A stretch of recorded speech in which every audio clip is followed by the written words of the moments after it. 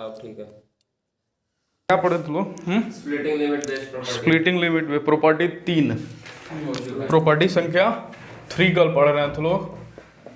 और उसमें पढ़े लोग क्या कि लिमिट को हम स्प्लिट कर करके फिर इंटीग्रेशन करते हैं। लिमिट को स्प्लिट आगे लग रहा है। लिमिट को स्प्लिट करके इंटीग्रेशन मतलब जैसे अगर किसी पॉइंट सी पे कोई फंक्शन डिसकंटिन्यूअस है, ठीक ना। प्रॉपर्टी संख्या 3 पे, प्रॉपर्टी संख्या 3 पे कल क्या पढ़े थे कि लिमिट को हम तोड़ तोड़ के इंटीग्रेशन करते हैं। लिमिट को तोड़ करके इंटीग्रेशन करने का मतलब जहाँ पे डिसकंटिन्यूअस फंक्शन वहां पे हम क्या करते हैं, लिमिट को ब्रेक कर देते हैं। जैसे कि अगर a से b के बीच में इंटीग्रेशन करना है, ठीक ना, मान के चलो एक दे रहे हैं a से b के बीच में इंटीग्रेशन करना है किसी फंक्शन का dx, ठीक ना। अब हमको पता क्या चल गया कि ये भाई साहब c और d पर dc है, तो बताओ कैसे होगा इंटीग्रेशन।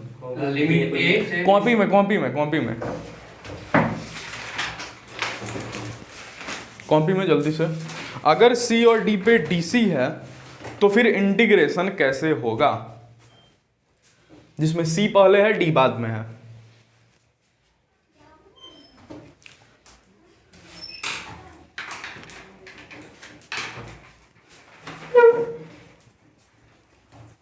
p के बीच में क्या करना, इंटीग्रेशन करना है, और c और d पे डिसकंटिन्यूअस। अगर c और d पे डिसकंटिन्यूअस डायरेक्ट इंटीग्रेशन कर दें, नहीं, डायरेक्ट इंटीग्रेशन ना करके क्या करें, a से c fx dx प्लस में c से d, c से d fx dx और फिर d से b fx dx, ऐसे इंटीग्रेशन करेंगे।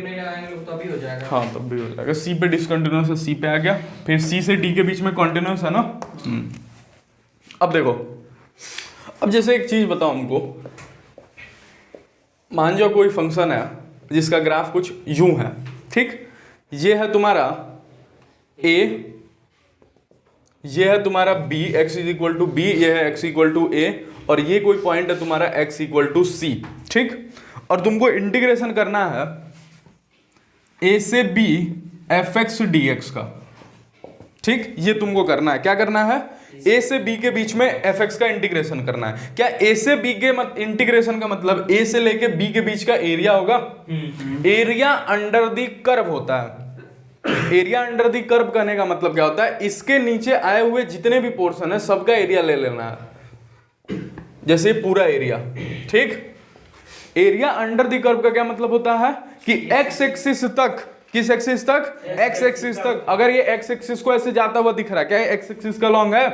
अरे क्या ये फंक्शन ग्राफ x एक्सिस का लॉन्ग है? अगर ये x एक्सिस का लॉन्ग है तो एरिया अंडर द कर्व का मतलब क्या हुआ कि इस कर्व से x एक्सिस तक जितना भी एरिया ये कवर कर रहा है सब ले लेंगे हम, ठीक। जैसे कि जल्दी से बताना हमको एक चीज, छोटा सा, ये a है, ये b है, किसका एरिया ज्यादा, a का कि b का? ए का कि बी का है? ए का कि बी का? ए का ज्यादा कि बी का ज्यादा? ए का ज्यादा कि बी का ज्यादा? ए का। कैसे? क्योंकि ये ज्यादा एरिया कवर कर रहा है। सोच के देखो ना, ये ज्यादा एरिया कवर कर रहा है और बी कम एरिया कवर कर रहा है। बी कम एरिया कवर कर रहा है। अभी लिखवाएंगे भी, अभी इस पे ध्यान दो। अगर तुमको fx dx a से b के बीच में इंटीग्रेशन करना है तो क्या हम ऐसा लिख सकते हैं, fx dx आगे हम a से c का एरिया ले लें और फिर c से b का एरिया ले लें और दोनों के एरिया को जोड़ दे कि घटा दें? अरे जोड़ देते हैं ना। a से c के बीच का एरिया ले लिए, ये वाला एरिया आ गया, प्लस में c से b का एरिया आ गया fx dx। क्या यही एरिया पे पहुंच गए? अरे इस एरिया को हम तोड़ तोड़ के कर दिए ना, आगे इतना एरिया फिर जोड़ दिया इतना एरिया, ठीक। अब सवाल क्या है कि जैसे कि c है, c ये क्या a और b के बीच में है? क्या a और b के बीच में है? बिल्कुल बीच में, ये गारंटी नहीं। हम बोल रहे हैं बीच में तो है ना, कहीं है, ये जरूरी नहीं है कि बीच में ही हो। जैसे कि कल को C इधर भी हो सकता है, इधर भी हो सकता है। कहने का मतलब जैसे देखो इधर, ये मिटा दे ना, चलो इधर देखो, इधर दिखाते हैं, इधर देख के और सोच के बताना। ये तुम्हारा a है, x इक्वल टू a, और ये है तुम्हारा x इक्वल टू b, और इधर कहीं है तुम्हारा x इक्वल टू c, और तुमको इंटीग्रेशन करना है fx dx a से b के बीच का। तो कैसे करोगे? ऐसे ऐसे ही बताओ हमको। a से b के बीच का एरिया लेना है तुमको, अरे तुमको ए से बी के बीच का एरिया लेना है, तो क्या तुमको ये वाला एरिया चाहिए? अरे ये वाला एरिया चाहिए। अगर ये वाला एरिया चाहिए, हाँ बोलो। वहाँ पे सी ना लिखाएगा, कहाँ पे? बी की जगह सी। नहीं, अब क्यों बी से हम समझाने की कोशिश क्या कर रहे हैं ना कि ये सी कहाँ है? ए और बी के बीच में। अरे ए और बी के बीच में, अबे जरूरी है कि बीच में, कहीं भी हो सकता है। मान जो यहाँ पे फिर भी यही रूल, यही फॉर्मूला आएगा। देखो कैसे आता है, दिखाते हैं। सी यहाँ पे है, क्या लिखोगे इसके लिए? क्या इस पूरे एरिया में से ये एरिया घटा दोगे? अरे इस पूरे एरिया में से ये एरिया घटा दो तो ये एरिया आ जाएगा। तुमको क्या यही एरिया चाहिए? तो अगर तुमको यही एरिया चाहिए तो हमको क्या लग रहा है कि हम कर दें F X D X A से सी माइनस कहाँ से कहाँ बी से C F X D X. आ गया ना? अब ये कहाँ से कहाँ तक है? ये कहाँ से कहाँ तक है? यहाँ कहाँ से कहाँ है? अरे यहाँ कहाँ है? यहाँ क्या है? क्या लिमिट को पलटा जा सकता है? अरे वहां दूसरी बार सी से बी है ना, और यहाँ क्या है? बी से सी। क्या उसके जैसे बनाने के लिए क्या करें? लिमिट को पलट देंगे, और जैसे ही लिमिट पलटेगा माइनस प्लस हो जाएगा, क्योंकि जैसे ही लिमिट चेंज होती है ये इंटीग्रेशन साइन चेंज नहीं होता, इंटीग्रेशन माइनस हो जाता है।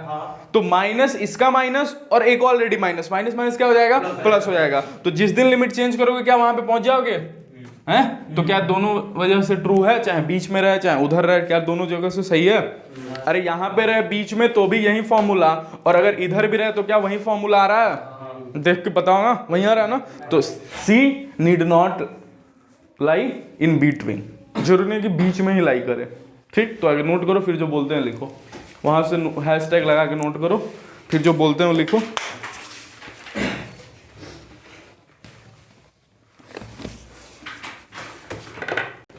कि सी लिखो, इसमें नोट बना के लिखो।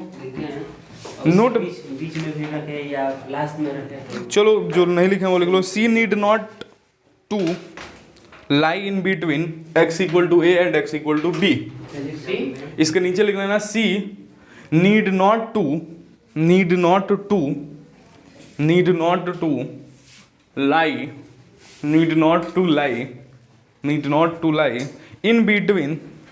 इन बिटवीन x इक्वल टू ए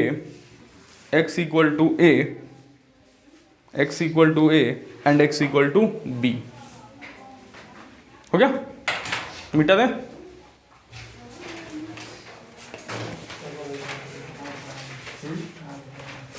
इधर भी क्या है इसको क्वेश्चन और कुछ पूछिए। तो मैथ्स का पीरियड फिर फिजिक्स में चला जाएगा। केमिस्ट्री में पूछताछ होगा।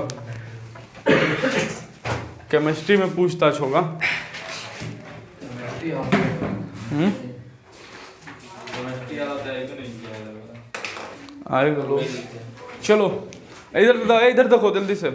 अभी हम तुमको बोले कि एफ एक्स यदि बड़ा है, ठीक, जी एक्स से इन ए टू बी, मतलब ए से बी के बीच में एफ एक्स क्या है? जी एक्स से बड़ा है। तो एफ एक्स जी एक्स से बड़ा है कहने का मतलब कि एफ एक्स का ग्राफ कुछ ऊंचा है और जी एक्स का ग्राफ कुछ नीचे है। बताओ इसमें से एफ एक्स कौन है? ऊपर वाला कि नीचे वाला?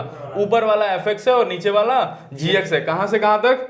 ए से बी तक। ठीक, तो अब हमको जल्दी से बताओ, यदि एफ एक्स बड़ा है जी एक्स से, तो क्या अगर हम दोनों के आगे इंटीग्रेशन पहना दे, मतलब इंटीग्रेशन में F X D x, integration में जी एक्स डी एक्स, तो साइन क्या होगा? किसके तरफ होगा?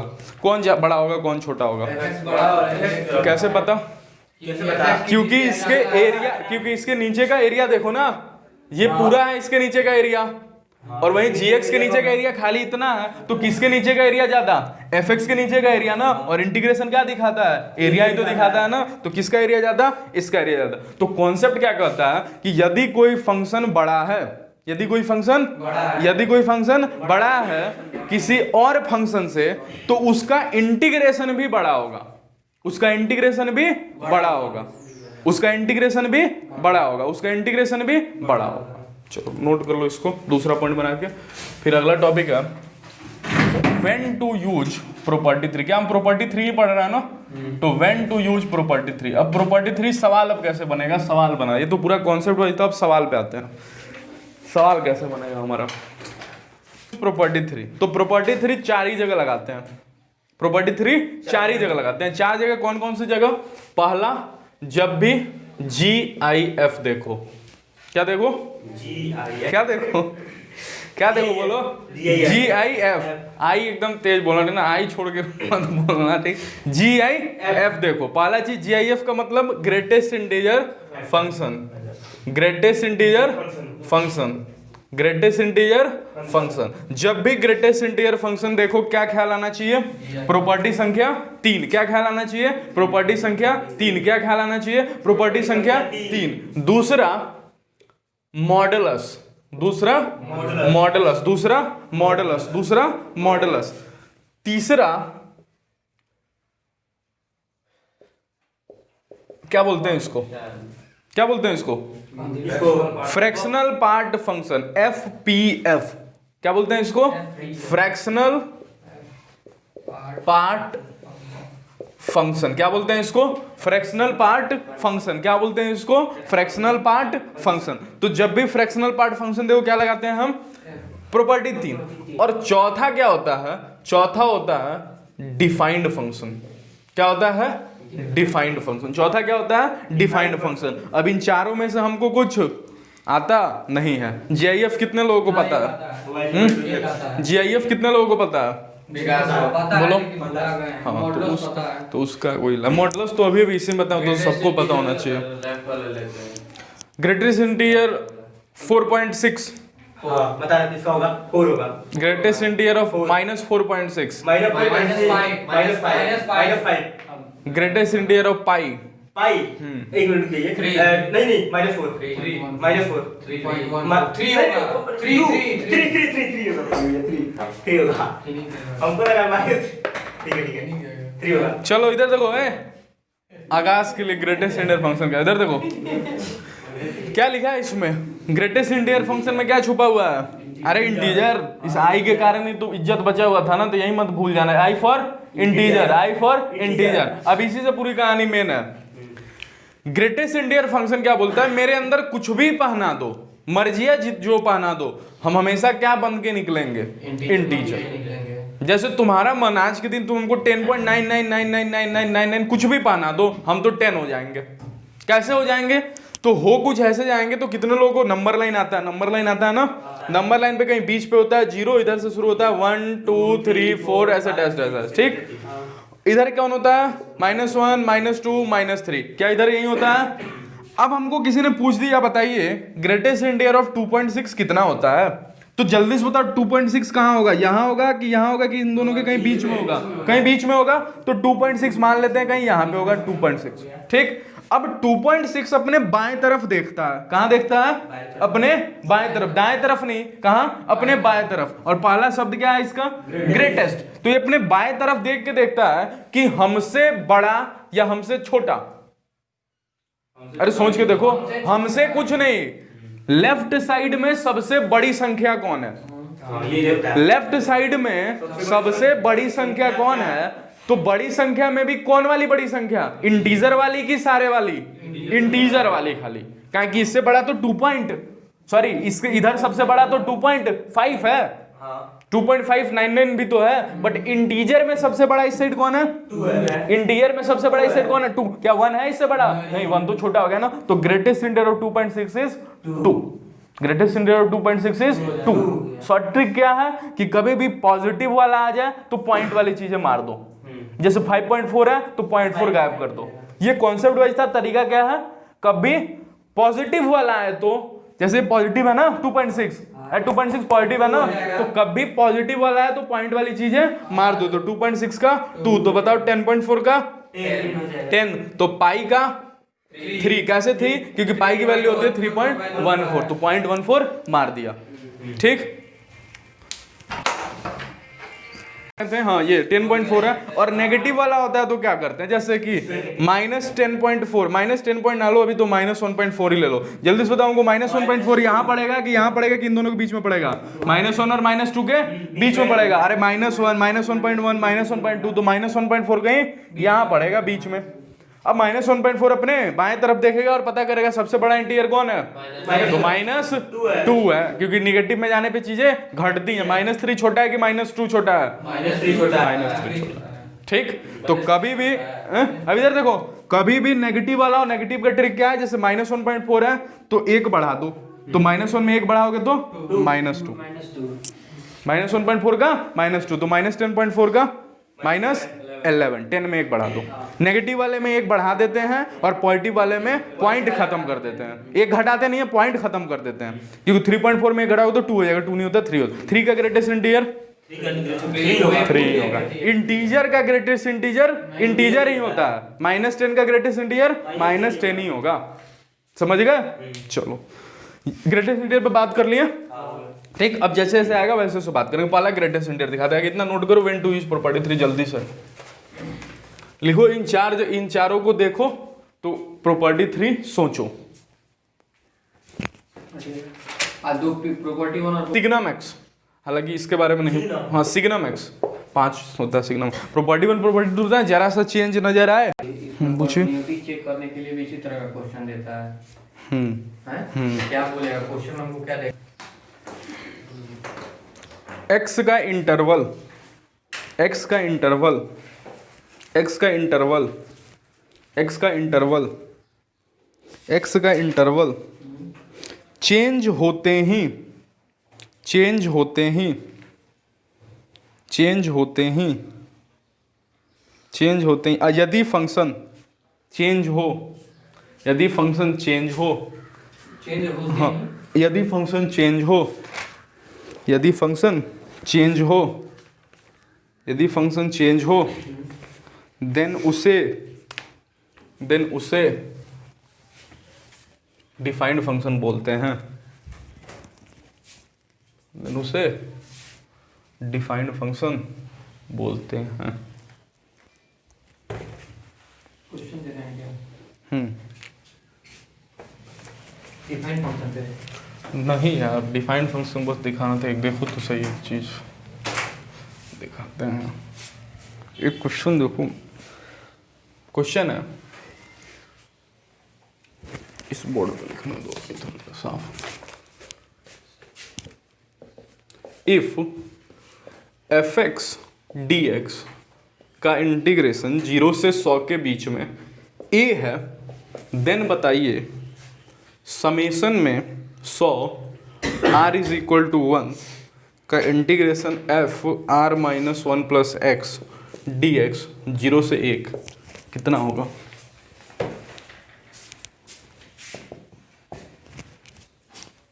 समेशन का मतलब होता है सम। कर पाओगे नहीं कर पाओगे? नहीं कर पाएंगे।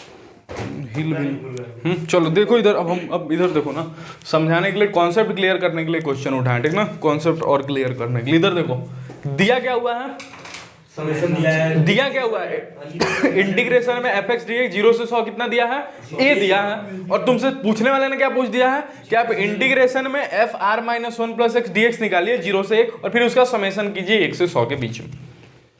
तो जो भी चीज दिया हुआ हम आंसर उसी के टर्म में देते हैं। यह बात हम फिजिक्स में बता चुके हैं, केमिस्ट्री में और मैथ्स में ही बता रहे हैं कि जो भी चीज गिवन हो सिर्फ और सिर्फ उसी के रिस्पेक्ट में आंसर दें, क्योंकि मानने वाला कल को कुछ भी मान सकता है, ठीक। तो जो चीज सामने वाला दे रहा है सिर्फ आंसर उसी के टर्म में देना है। तो सामने वाले ने क्या दिया, इंटीग्रेशन में 0 से 100 x इक्वल टू a।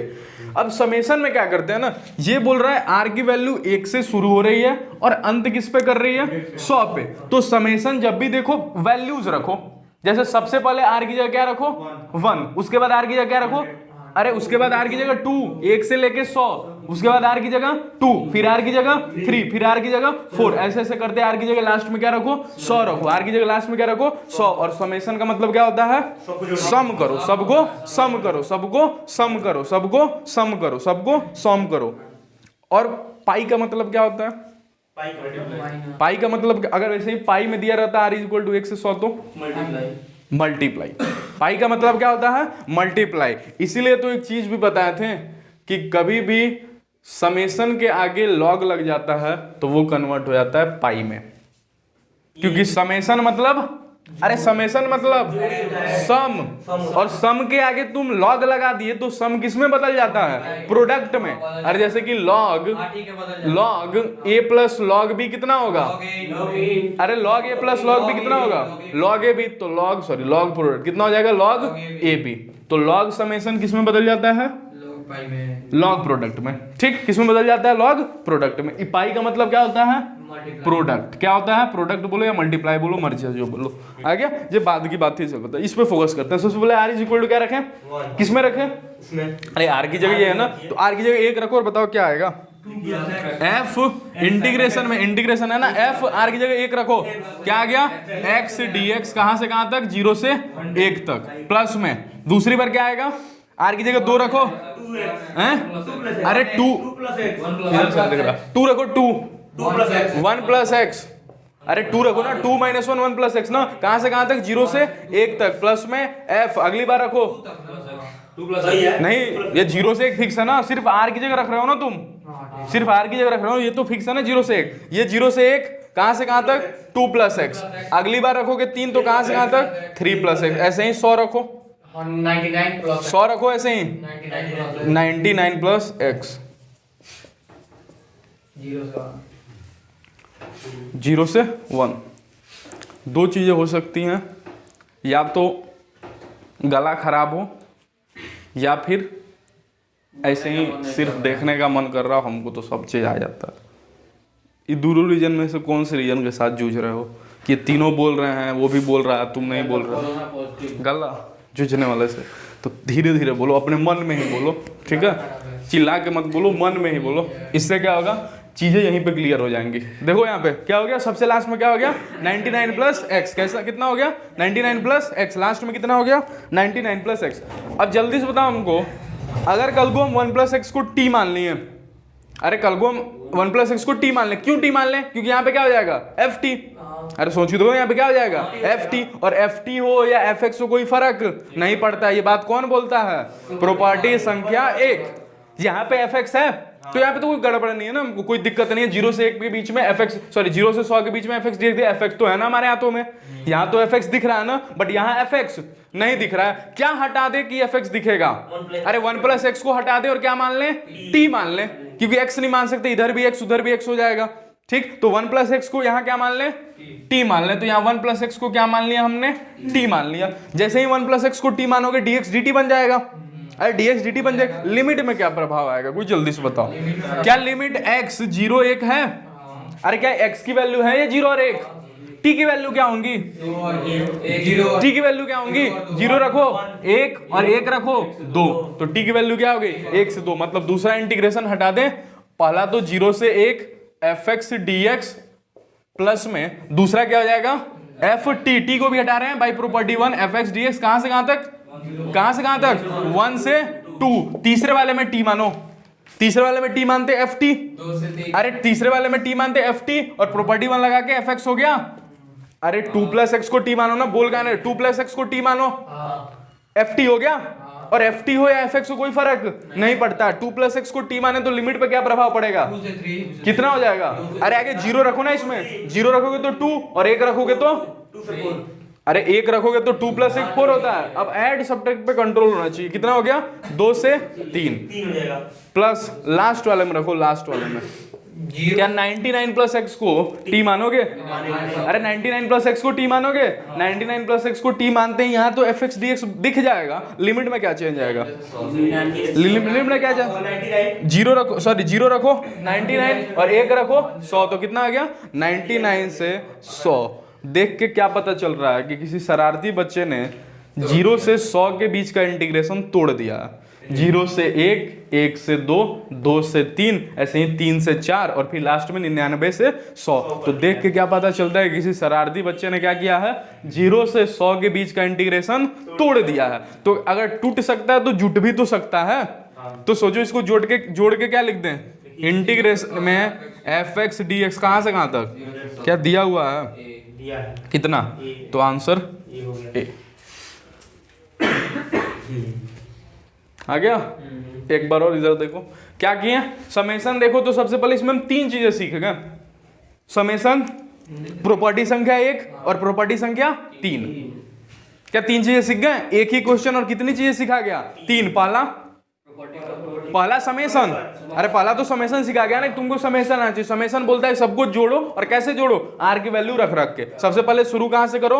1 से, और खत्म कहां पे करो? 100 पे। तो 1 रखे तो fx, 2 रखे तो 1 + x, 3 रखे तो 2 + x। इसमें रखने, जोड़ने, घटाना तो स्ट्रांग होना चाहिए, बिल्कुल ठीक।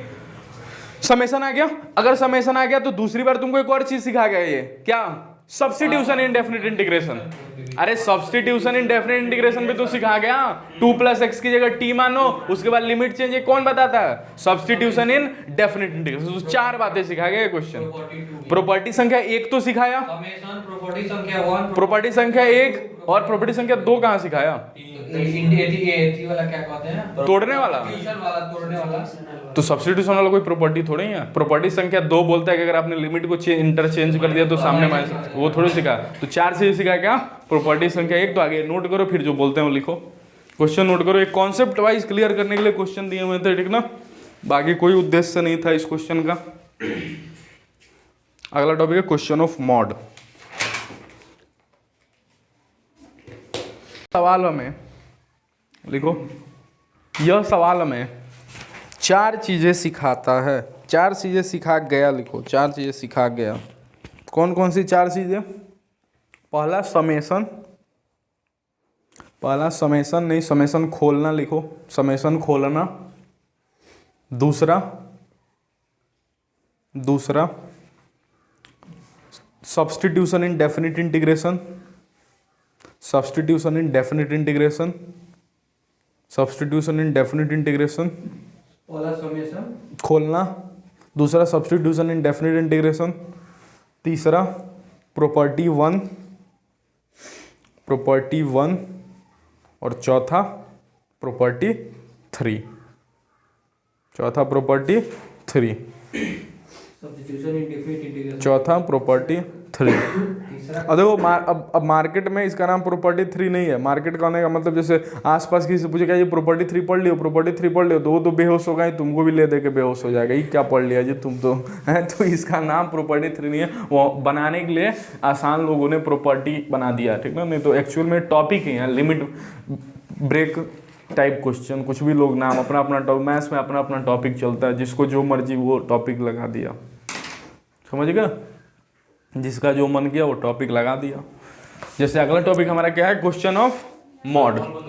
तो किस ये मजा क्या जी, क्वेश्चन ऑफ मॉड पढ़े हो? क्वेश्चन ऑफ मॉड पढ़े हो? हेलो, हाँ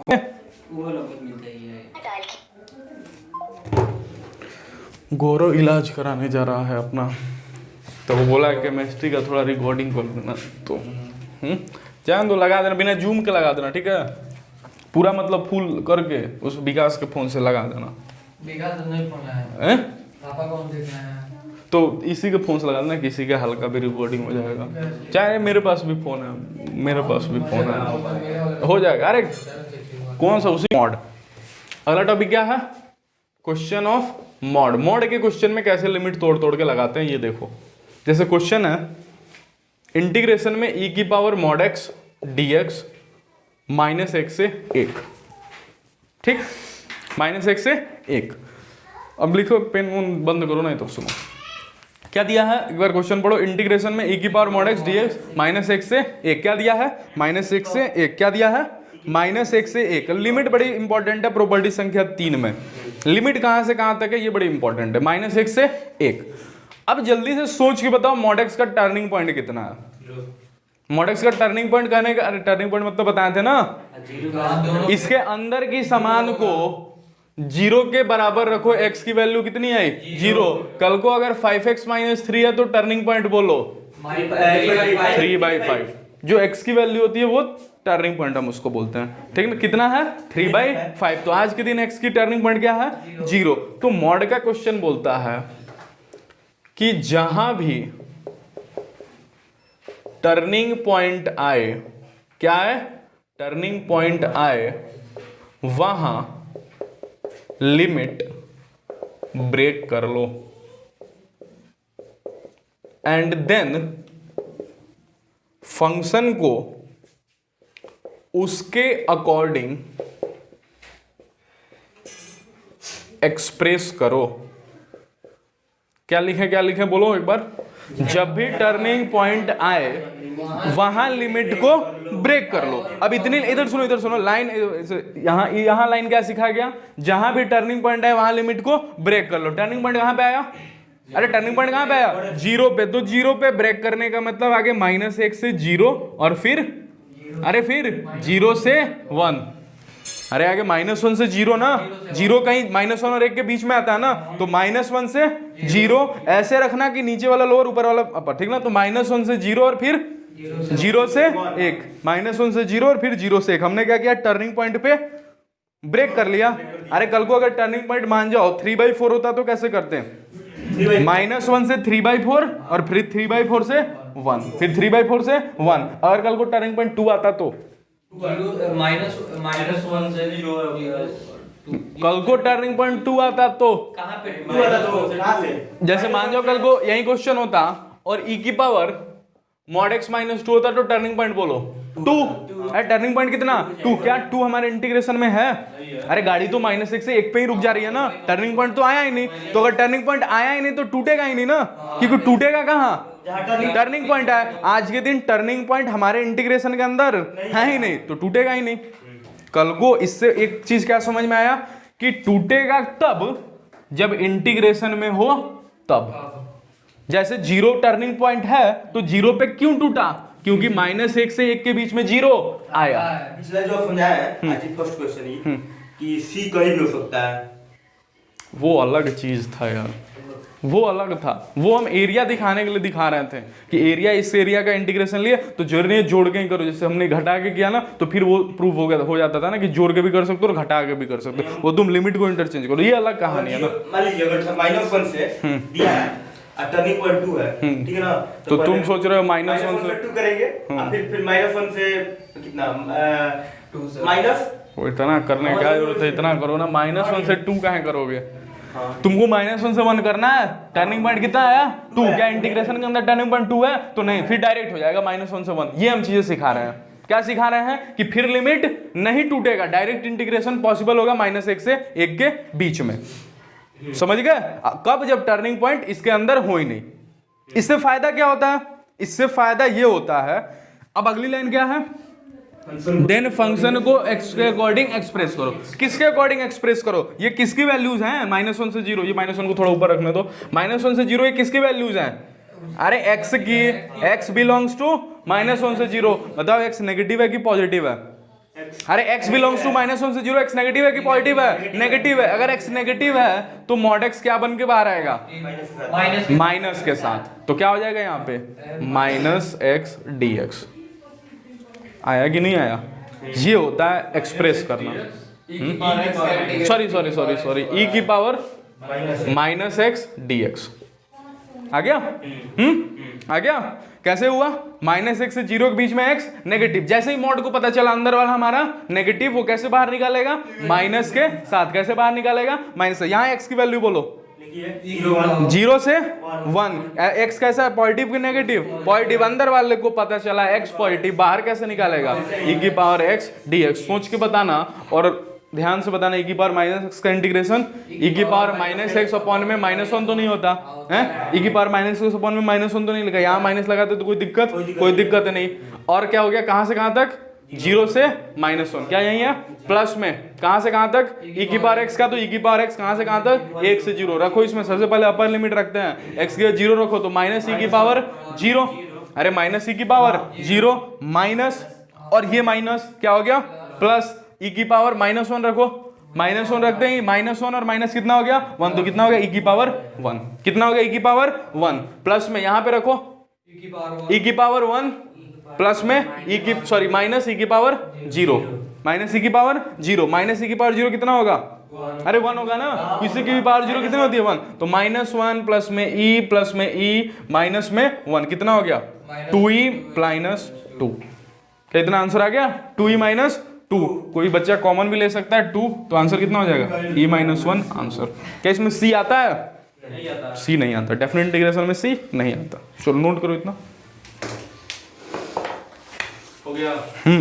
क्या हो गया? आज का हाँ आज की क्लास खत्म। एक क्वेश्चन दे देते हैं, तुम सब घर से करके लेके आना, यहाँ पे दे देते हैं हम क्वेश्चन है। इसी के बेस्ड पे इंटीग्रेशन में